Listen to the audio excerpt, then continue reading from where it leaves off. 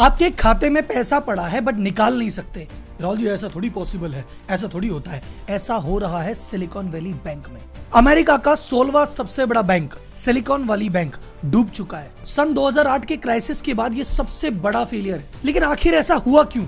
अरे राहुल भाई, कहीं ऐसा हमारे साथ ना हो जाए, खाते में पैसा पड़ा और निकाल ही ना पाए। ये जानना चाहते हो कि आपके साथ ऐसा कभी ना हो तो ये वीडियो अंत तक जरूर देखना। और अभी वीडियो बनाते बनाते 1 घंटे पहले न्यूज आई कि एक बैंक और है सिग्नेचर बैंक, वो भी दिवालिया हो गया है। और ये 5 दिन में दूसरा ऐसा बैंक है जो दिवालिया हुआ है। इस बैंक का फेल होना स्टार्टअप वर्ल्ड के लिए तो जबरदस्त झटका है ही, पर आम आदमियों को भी इससे डर लगने लग गया। क्योंकि 2008 में भी क्या हुआ था, एक बैंक फेल हुआ था, उसको देख के दूसरा हुआ था और फिर धीरे धीरे झड़ी लग गई थी और पूरे मार्केट में कोहराम मच गया था। कहीं ऐसा दोबारा तो नहीं होने वाला। और ये जो बैंक डूब रहे हैं, ये एक डूबा, दूसरा डूबा, क्या पता अब तीसरा डूबे, इसका वर्ल्ड की इकोनॉमी पे क्या फर्क पड़ेगा, इंडिया की इकोनॉमी, स्टॉक मार्केट पे क्या फर्क पड़ेगा, और सबसे इंपॉर्टेंट हमें क्या फर्क पड़ेगा। कहीं ऐसी कब स्थिति होती है जब बैंक के पास पैसा ही खत्म हो जाता है और ऐसा लगता है कि जो पैसा बैंक में पड़ा था वो भी डूब गया। कहीं ऐसा आपके साथ ना हो, इसके लिए मैं लास्ट में आपको टिप भी दूंगा कि क्या करना चाहिए और क्या नहीं करना चाहिए। क्राइसिस बहुत बड़ा है, बड़े बड़े इकोनॉमिक टर्म्स काम में नहीं लूंगा। मेरा उद्देश्य है कि जिस भी व्यक्ति का बिजनेस और फाइनेंस में इंटरेस्ट है, 5वीं क्लास का बच्चा भी अगर इस वीडियो को देख के इस क्राइसिस को समझ पाए तो यही इस वीडियो का उद्देश्य है। तो जनता जनार्दन की जय बोल के करते हैं वीडियो की शुरुआत। Silicon Valley Bank's collapse. The Silicon Valley Bank failure also took control of Silicon Valley Bank. Silicon Valley Bank. Silicon Valley Bank. कोई भी व्यापार क्यों डूबता है? या तो घाटा लग गया या पैसे खत्म हो गए तो डूब जाता है। तो बैंक भी तो एक तरह का व्यापारी है। तो एक बार समझते हैं बैंकिंग का रेवेन्यू मॉडल कि आखिर बैंक पैसे कैसे कमाता है। तो बैंक क्या है सर जी, आपसे डिपॉजिट लेता है। जैसे आपका सेविंग अकाउंट खुलाया, सेविंग अकाउंट खुला, इसने बहुत सारे लोगों के 100 करोड़ रुपए सेविंग अकाउंट में पड़े। सेविंग अकाउंट उसमें क्या ब्याज देता है? 2%, 2.5% खींच के 3-4 हो जाएगा। और क्या है? करंट अकाउंट खुलाए, उसमें 100 करोड़ रुपए है, उसमें क्या देता है? उसमें कुछ देता ही नहीं है। ज्यादा से ज्यादा आपकी एफडी ले लेगा। आपने एफडी करा दी, एफडी में क्या मिल जाएगा? 6-7% मिल जाएगा। इससे ज्यादा क्या मिलेगा? अब ये जो पैसा इकट्ठा हुआ एफडी में, करंट अकाउंट में, सेविंग में, इस सारे पैसे का बैंक क्या करता है? इन सभी पैसे का लोन दे देता है। और लोन देता है ज्यादा रेट पे। जैसे लोन दे दिया सपोज 12% पे, तो भैया एफडी में तो लिया 6 और दे दिया 12 पे। करंट तो फ्री में था, दे दिया 12 पे। तो ये जो भी डिफरेंस है, ये जो कमाई है, ये बैंक की कमाई है। अब आप बोलो राहुल जी, कर ऐसी स्थिति हो जाए कि बैंक के पास लोन देने को आदमी नहीं है, बैंक लोन देना चाहता है पर उसको ढंग के आदमी लगे नहीं रहे, सारा चीज लोन पे नहीं दिया तो हाँ, तो जब बैंक को ऐसा लगता है कि सब कुछ लोन पे नहीं दे पा रहा, तो बचे हुए पैसे को इन्वेस्ट कर देता है और उस पर कहता है कि चल 2% पे पैसा आया हुआ है, उसको इन्वेस्ट कर देते हैं, 6-7% आ जाएंगे, तो भी बैंक कमा लेता है। यहाँ पे क्लैरिटी है, आपको आ गया समझ में? बैंक ऐसे पैसे कमाता है। अब अपन देखते हैं सिलिकॉन वैली बैंक में हुआ क्या। सिलिकॉन वैली बैंक का नाम में ही सिलिकॉन वैली है, कहता है मैं स्टार्टअप के लिए खुला हूं भैया, मैं स्टार्टअप के खाते खोलूंगा, मैं वेंचर कैपिटल के खाते खोलता हूं, मैं प्राइवेट इक्विटी जो स्टार्टअप है उनके खाते खोलता हूं, जो स्टार्टअप को फंड करते हैं उनके खाते खोलता हूं, स्टार्टअप को ही लोन देता हूं। मैं मेजर जो भी काम करता हूं स्टार्टअप के लिए, कोई इधर उधर का आ जाए तो कर तो सकता है, पर मेजर फोकस सिर्फ स्टार्टअप पे है। अब इनकी डिपॉजिट कहां से आएगी? स्टार्टप। अब एक स्टार्टअप है, उसने फंड उठाया, उसने कहा अरे भाई साहब, हमने $1 बिलियन, $100 मिलियन पैसे उठाए। वो पैसे उठा के घर थोड़ी ले जाएगा सारे। वो कहता है $100 मिलियन उठाए, 10 मिलियन का खर्चा है, तो हर महीने 10-10 निकालते रहेंगे, पूरे 100 उठा के रखेगा कहाँ पे? इन्हीं के पास डिपॉजिट कराएगा। तो अभी क्या था, सन 2020 के बाद से अगर मैं बात करें तो भाई साहब अभी आपने देखा होगा कि यार इसको फंडिंग मिल रही है, उसको फंडिंग मिल रही है, एकदम तूफान आ गया था फंडिंग का। और इतने पैसे मिले थे, भर के बोरी भर के पैसे मिले। तो सारे पैसे कहाँ हुए? इन्होंने डिपॉजिट करा दिए इस बैंक में। तो इनका अगर देखेंगे 31 दिसंबर 2022 की बैलेंस शीट अगर मैं देखूंगा तो इनके पास डिपॉजिट पड़े थे 211 बिलियन। बिलियन कितना होता है पता लगा लो कि 1 बिलियन 8,000 करोड़ होता है। तो 8,000 करोड़ इंटू 211, इतने पैसे पड़े थे। तो भाइयों के पास डिपॉजिट की तो कोई कमी थी ही नहीं। तो आप बोलोगे सर जी फिर मजे ही मजे, फिर ये दुख क्यों पाया? दुख इसलिए पाया, ये जितने भी डिपॉजिट थे इस पे तो इसको पैसा देना है, कुछ फ्री का है, कुछ कम है, लेकिन देना वाला है। अब वो पैसा कमाएगा कहां से? जब इन पैसों को लोन पे देगा। इससे लोन लेने वाला कोई है नहीं, ग्राहक ही नहीं है। बोले क्यों? बोले सर स्टार्टअप आदमी, स्टार्टअप कहता है मैं तो इन्वेस्टर से लूंगा पैसे, मैं क्यों लोन लूं? स्टार्टअप कहता भैया मैं तो आईपीओ कर लूंगा, मैं क्यों लोन लूं? तो वो कम लेते थे। तो ये किनको देता? वीसी को दे दिया, वेंचर कैपिटल को दे दिया, पीसी को दे दिया। जो स्टार्टअप को पैसा देते हैं उनको फिर भी लोन दे देता था, लेकिन कितना ही देता? तो उसने जो 31 दिसंबर 2022 का डेट आपको बताऊं तो लगभग 74 बिलियन के लोन बटे हुए थे। सोचो 211 डिपॉजिट कितनी? 211 के आसपास 74 बिलियन के लोन बटे हुए। और क्या? तो जहां से कमाई आनी थी वो तो जगह कम थी, और भाई साहब जहां से देना था वो तो ज्यादा था। अब पैसे बच्चे उसका क्या करे? तो बोले राहुल जी आप बोले थे ना इन्वेस्ट कर दो। हाँ, इसने यही किया, इसने इन्वेस्ट कर दिया। अब इसने कहा इन्वेस्ट कहाँ करें, अगर इन्वेस्ट ऐसी जगह कर दे जो रिस्की है, कल को इसने ऐसी जगह इन्वेस्ट कर दिया, स्टॉक मार्केट में लगा दिया और मार्केट डूब गया तो, म्यूचुअल फंड में लगा दिया, रिटर्न माइनस हो गई तो, जमीन खरीद ली नीचे हो गया तो ये क्या करते हैं, बैंक कहते हैं भैया हमको सेफ्टी चाहिए, पैसा वापस चाहिए, कोई भी मांगने आ सकता है, तो ये लगाते हैं गवर्नमेंट के बॉन्ड में पैसा, ऐसी एसेट में लगाते हैं जो सुपर सेफ, सुपर सिक्योर होती है, उसको कहते हैं HTM, हेल्ड टिल मैच्योरिटी।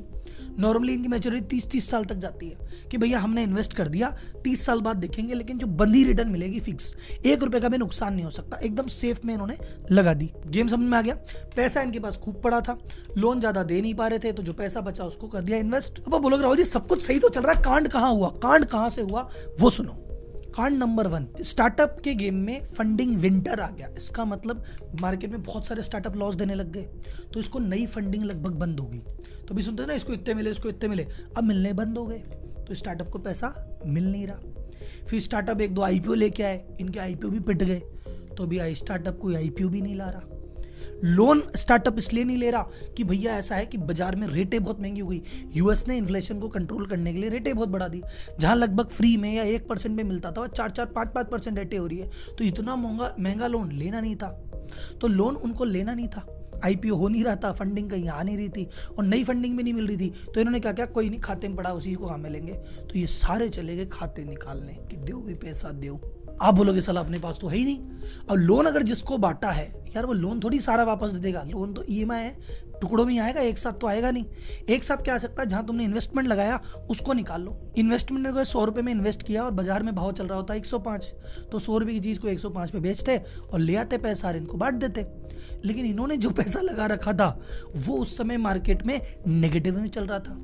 जो इन्होंने इन्वेस्टमेंट किया वो इन्होंने 91 बिलियन 91 बिलियन का इन्वेस्टमेंट किया, पर बाजार में उसकी मार्केट वैल्यू तो 76 बिलियन ही चल रही थी, 15 बिलियन के लॉस में थे। अब इन्होंने कहा यार ये जो लोग पैसा मांग रहे हैं, इनको अगर पैसा देना है तो ये बेचना पड़ेगा, पर बेचेंगे तो लॉस में आएगा, अब लॉस खाना नहीं है, पर अगर नहीं बेचेंगे तो फिर ये मांगने आ गए, इनको देंगे कैसे। इन्होंने क्या किया, 21 बिलियन का इन्वेस्टमेंट उन्होंने बेच दिया। अब बेच दिया तो लॉस में था, तो इनको 1.8 बिलियन का लगभग घाटा लग गया, बुक में आ गया। अब इन्होंने कहा 1.1 बिलियन का घाटा लग गया, पैसे कम हो गए, अब क्या करें, बाहर जाते हैं, पैसे रेस करके आते हैं। तो इन्होंने 2.25 बिलियन रेस करने का प्रयास किया कि अरे भाई हमारे पैसे कम पड़ गए, देओ। लेकिन भाई साहब बताया ना कि जब आदमी का समय खराब होता है कोई मदद नहीं करता, तो उन्होंने देखा रे भाई ये इसने तो ज़्यादा पैसा लगा दिया, ये तो चल रहा है लॉस में, इससे मांगने आ गया, इसको देगा कौन। तो उस बेचारे का फंडिंग का प्रयास भी विफल हो गया। तो उस भाई ने रिक्वेस्ट किया वेंचर फंड से, रिक्वेस्ट है कि भाई मैं तुम्हारे दुख में आड़े आया हूँ कि नहीं आया, तो एक काम करो अभी थोड़ा रुक जाओ, फंडिंग की दिक्कत है, धीरे धीरे पैसे दे देंगे, जल्दीबाजी किस बात की है।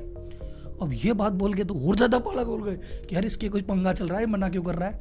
अगर मैं कह दूं अभी पैसे मत मांगना बाद में मांगना, तो तुम बोलोगे तो अभी दे। अब तो भागा दौड़ी डबल मच गई। फिर इसको कहते हैं बैंक रन। बैंक रन का मतलब होता है कि जो बहुत सारे डिपॉजिटर एक साथ बैंक के बाहर खड़े हो जाएंगे, मैं तो आज ही पैसे चाहिए, तब बैंक की हालत पतली होती है। तो जब ये हालत हुई, भागादौड़ी हुई, इसके शेयर एक ही दिन में 60% से नीचे गिर गए। और अभी क्या आप ऐसे समझो, इमेजिन समझो, बैंक है, बैंक के बाहर लाइन लगी है लोगों की और हर आदमी अपना पैसा निकालने के लिए है। अभी एक आदमी जाके बोले मेरे 100 करोड़ निकालो, मेरे 500 करोड़ निकालो, तो बाकी लाइन में जो पीछे बैठे उनका तो नंबर ही नहीं आएगा। तो जब ऐसी हालत हो गई तो उन्होंने कहा आगे आगे वाले तो पैसे निकाल के सारे ले जाएंगे और पीछे पीछे वाले रह जाएंगे। तो फिर सरकार हरकत में आई। California Department of Financial Protection and Innovation, उन्होंने इस बैंक को कहा बंद करो अभी के भी बैंक। ये बंद किया, कहा भी किसी को कुछ पैसा नहीं मिलेगा, भग जाओ यहाँ से, बाद में हम हिसाब किताब करेंगे फिर देंगे। उन्होंने एक रेगुलेटर अपॉइंट किया जिसका नाम है फेडरल डिपॉजिट इंश्योरेंस कॉर्पोरेशन। इनको कहा कि भाई सुन एक काम करो, ये जितनी भी संपत्ति, जितनी भी ऐसे जो भी इस बैंक के पास इस समय बचा है वो सारा तुम रखो तुम्हारे प्रोटेक्शन में और तुम बैठ के इनका सबका हिसाब करो। ये जो ऑर्गेनाइजेशन थी फेडरल डिपॉजिट इंश्योरेंस कॉर्प्स, जिसको FDIC कहते हैं, इसने एक नया बैंक बनाया, the national bank of Santa Clara, और वो उसके जितने भी माल मसाला बचा, जितनी भी लाइबिलिटी एसेट थी सब इसमें लिया है। अब उन्होंने कहा कि भाई ठीक है, अब एक काम करो, मंडे आज जब ये वीडियो बन रहा है, अब बैठ के सबका हिसाब करेंगे धीरे धीरे, तुमको क्या चाहिए हमें बताओ, हम देखते हैं क्या पड़ा है, उसके हिसाब से जिसको जितना मिल सकता हो मिलेगा। हो सकता है सबको पूरा मिल जाए, हो सकता है किसी को आधा आधा मिले, हो सकता है किसी को 10% मिले, जितना पड़ा होगा उस हिसाब से मिलेगा। गारंटी नहीं है कि कितना मिलेगा कितना नहीं मिलेगा। लेकिन जैसे होता है ना कि आपके खाते में जितना पैसा पड़ा है उसकी सरकार गारंटी लेती है। जैसे इंडिया में ये अमाउंट है 5 लाख, तो अगर आपके खाते में अगर मान लो 5 लाख रुपए पड़े हैं और बैंक बंद हो गया, तो सरकार की जिम्मेदारी है आपको 5 लाख रुपए देने की। पर आपके खाते में 50 लाख पड़े हैं तो भी 5 लाख ही देगी, 45 का कोई भरोसा नहीं, मिले तो मिले, नहीं मिले तो नहीं मिले। तो US में लिमिट है $2.5 लाख। तो इस बैंक ने आज मंडे को कहा कि $2.5 लाख के चेक लेके आ जाओ, और $2.5 लाख के हिसाब से तो हिसाब कर देंगे। इसके ऊपर अब तुम्हारा 1 लाख पड़ा है, 10 लाख पड़ा है, 25 लाख पड़ा है, 50 लाख से मतलब नहीं है, ये 2,500 तो मिल जाएगा तुम्हें, इससे ऊपर नहीं मिलेगा। राहुल जी इसका मतलब पैसे बचेंगे ही नहीं। देखो वो कंपनी बैठ के देखेगी कि इसके पास इतना तो पैसा पड़ा है, इतना इसका इन्वेस्टमेंट है, बेच बाच के अगर लगता है कि हाँ सबका सब चुकता है तो सबको सब चुका देगी। लगेगा कि नहीं यार भाई साहब इकट्ठा तो 100 ही हो रहा है, बांटना 125 है, तो उस हिसाब से किसी को कम किसी को ज्यादा मिलेगा, पर ये प्रोसेस होने में टाइम लगेगा। सरकारी है, इंडिया में सरकारी काम हो चाहे अमेरिका में, टाइम सब में लगता है। तो ये प्रोसेस 1 महीना चलेगी, 1 हफ्ता चलेगी, 1 साल चलेगी, पता नहीं, लेकिन अब तक टेम्पररी तो उन सभी स्टार्टअप का पैसा अटक गया। कौन कौन सा पैसा अटक गया? नंबर 1, मैंने पैसा रेस कर लिया था। मैंने तो भाई साहब हमारे गौरव जी से 100 करोड़ रुपए ले लिए, खाते में रखे थे। अब उसमें से मैंने तो 10 ही काम में लिए थे, 90 करोड़ पड़े, अब तो गए। इन पे तो 100 की उधारी मेरे माथे है ही, पर वो पैसा तो मैं काम में नहीं ले पा रहा। दूसरा, मैंने बैंक से लोन लिया कि भैया आपसे मैं 50 करोड़ का लोन लिया, 50 करोड़ का लोन आपने दे भी दिया, मैं उसके ब्याज भी दे रहा हूँ, पर 50 करोड़ में निकाल के थोड़ी ले गया, मैंने उसमें से 20 ही काम में लिया, 30 तो भी आपके पास ही पड़ा है, वो भी नहीं आया। तो इसका इम्पैक्ट क्या आएगा? पहली बात, वाई कॉम्बिनेटर के जो सीईओ हैं गैरी टेन, उन्होंने कहा 30% से ज्यादा स्टार्टअप ऐसे हैं जो हमारे स्टार्टअप हैं जिसको हमने फंड किया है, अगले 30 दिन में तनख्वाह चुकाने की भी इनके पास तो पैसे नहीं है भाई साहब। तो ये एक्सटेंशन लेवल इवेंट है, कम से कम 10-20% स्टार्टअप तो निमट जाएंगे, क्योंकि भैया सैलरी चुकाने के पैसे नहीं है, रेंट चुकाने के पैसे नहीं है, ईएमआई चुकाने के पैसे नहीं है, और पैसे पड़े खुद के बैंक में, आएंगे कब पता नहीं है। इससे क्या होगा? कंपनियां या तो जीवित रहने के लिए कॉस्ट कट करेगी, नौकरियों से निकालेगी, या जो प्रोजेक्ट है उनको डिले करेगी, या कुछ ना कुछ तो डिसरप्शन होगा, चैन की सांस तो नहीं ले पाएंगे, ये तो पक्की बात है। तो ये तो हुआ स्टार्टअप पे इम्पैक्ट। राहुल जी बाकी बैंक पे क्या इम्पैक्ट है कि जब एक बैंक बर्बाद होता है ना तो बाकी लोगों को डर लगता है, अरे यार भाई साहब गौरव जी के पैसे अटक गए, मेरे नहीं अटक जाए, मैं भी भागूंगा, तो मैं भागूंगा दूसरे बैंक पे। अगर मेरे बैंक पे भी भीड़ लग जाए, अब उस बैंक के पास अगर इनफ पैसे हैं, संभालने की क्षमता है, सबका बैठ के हिसाब कर दे, तो बैंक जिंदा रह जाएगा, और मैं भी पैसे का क्या करूंगा, 2 दिन बाद वापस जाके जमा करा दूंगा। लेकिन अगर बैंक की हालत टाइट है और सारे चले गए तो वो भी कलेप्स होगा, और ये हुआ अभी सुबह सुबह सिग्नेचर बैंक के साथ। सिग्नेचर बैंक था, जैसे ये स्टार्टअप को हेल्प करता था, सिग्नेचर बैंक मेजर क्रिप्टो वाले जो लोग हैं उनकी हेल्प करता था। अब लोगों ने देखा यार क्रिप्टो का बाजार सही चल नहीं रहा, एक बैंक बर्बाद हो गया, कहीं ये ना नंबर लग जाए, तो इसकी भी लाइनें लग गई दबा के, और जब लाइनें लग गई तो इसके भी पैसे खत्म हो गए, इसने भी हाथ खड़े कर दिए, तो भाई साहब ये सुबह सुबह आज फिर बैंकरप्ट हो गया। अब आपको डर लग रहा हो सर एक हो गया, दूसरा हो गया, तीसरा हो गया, लाइन से सारे बर्बाद नहीं हो जाए। देखो सर चांसेस कम है, ये बर्बाद हुआ क्योंकि स्टार्टअप सेक्टर में कुछ ऐसा हुआ जो उसके कंट्रोल से बाहर था, ये गया। इसका इंपैक्ट किसको? सिर्फ स्टार्टअप को। ये क्रिप्टो में कुछ हुआ इसलिए गया, इंपैक्ट किसको? क्रिप्टो को।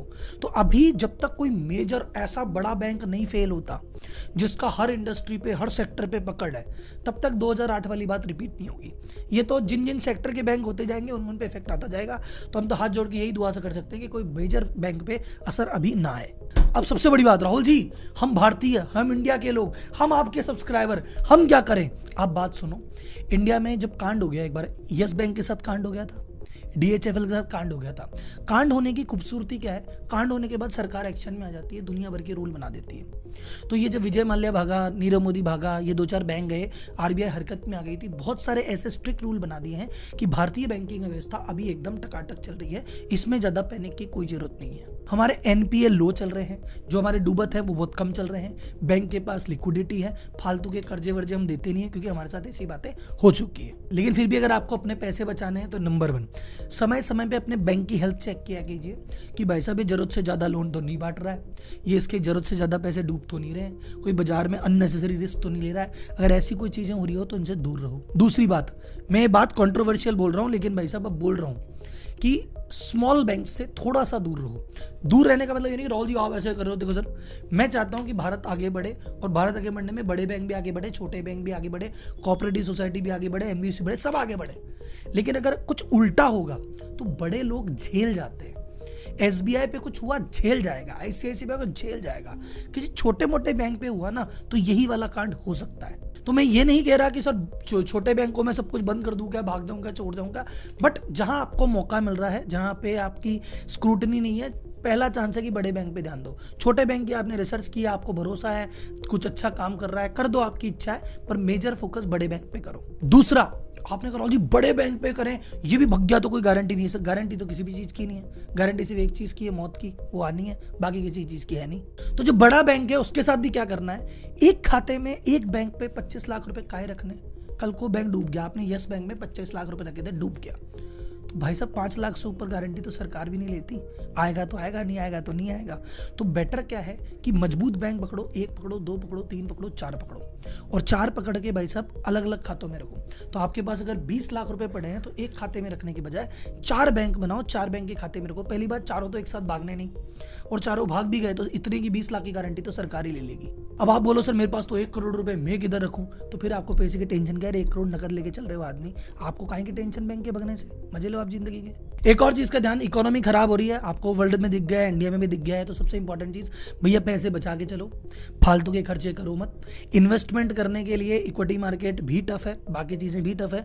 अपने दिमाग से सोच समझ के, दिमाग लगा के, अगर आपको 6 महीने 12 महीने में पैसे की आवश्यकता है तो फालतू का इन्वेस्टमेंट मत करो, जेब में रख लो, एफडी करा लो, ज़्यादा सुखी रहोगे। आप बोलोगे नहीं सर मुझे अभी 10 लाख रुपए पड़े हैं, 12 लाख की जरूरत है, मैं मार्केट में लगा देता हूँ, वो 12 भी हो सकते हैं और 1,20,000 भी रह सकते हैं। तो इस बात का ध्यान रखना, शॉर्ट टर्म इन्वेस्टमेंट को थोड़ा सा मार्केट को देखते हुए करो, ये मेरा सजेशन है। बाकी आपके कोई भी राय, कोई भी कमेंट, कोई भी सवाल कमेंट बॉक्स में पूछिए, I am always available. I hope आपको वीडियो समझ में आया होगा। अगर आपको लगा ये क्राइसिस बड़ा टफ था और मैंने बहुत आसान तरीके से समझाया, तो इसको हर ग्रुप में, हर वीडियो में शेयर जरूर कर दीजिएगा। धन्यवाद, जय हिंद।